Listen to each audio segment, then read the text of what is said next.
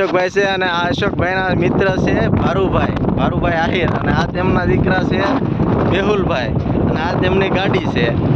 ખૂબ જ મજા આવી ગઈ છે. અહીંયા છે ને રોડ ટુ હેવન જેવો માર્ગ છે. અહીંથી આઈ થિંક 3 થી 4 કિલોમીટર જેવો આગળથી આવે છે અને પછી ત્યાંથી દરિયાની વચ્ચે થઈને જ આ માર્ગ જાય છે જે રવેચી માતાના મંદિર સુધી જાય છે. અને ત્યાં સુંદર મજાનું રવેચી માતાનું મંદિર પણ આવેલું છે અને તેમની પાછળ એક કિલ્લાનું બાંધકામ પણ બી છે અને ત્યાં બહુ જૂનવાણી બાંધકામ થયેલું છે અને આજુબાજુ ચારેકોર જંગલ છે અને ત્યાં ખૂબ જ મોટા પ્રમાણમાં બાવળના ઝાડવા આવેલા છે.